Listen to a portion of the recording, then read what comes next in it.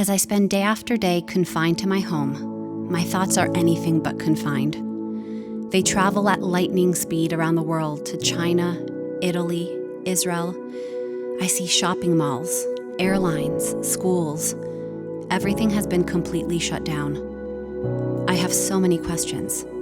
After all of this is over, which businesses will survive? Which institutions will survive? Which of us will survive? And will it ever be over? Will the world ever be the same? No one has the answers right now. We're all in total darkness. Will someone please shed a little light? Light. A little candle can go a long way in a dark world.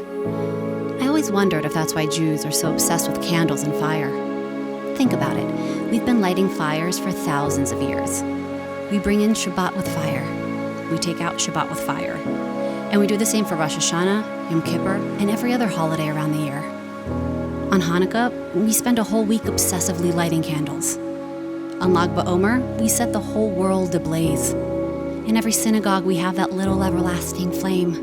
And of course, when someone passes away, we light a little candle to remember them. What is this obsession with fire? Maybe we're trying to access a certain type of light, a light far brighter than any physical light.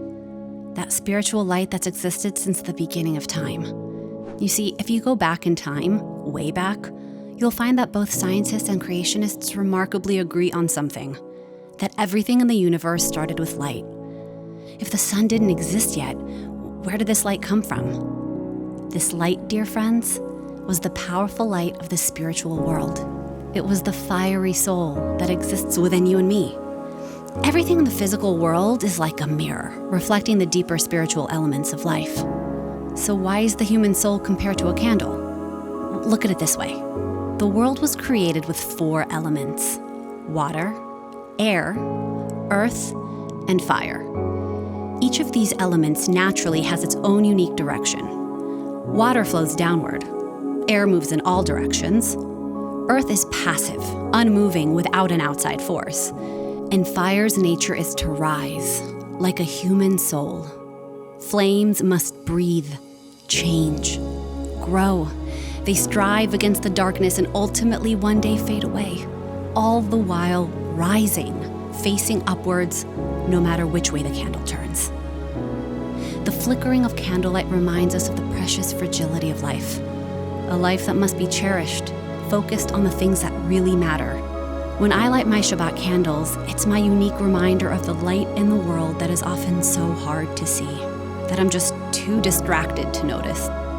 It's in the moment that my hands pass over the tip of the dancing flames that I feel the warmth of the fiery soul that connects us all. And you know what? When I light my candles, I think of the millions that came before me who lit their candles in the darkest parts of our history. And when I think of them, I realize I'm not alone. I am part of the greatest legacy of what it means to be a light unto the nations. So this Shabbat, let us live that legacy and be the light.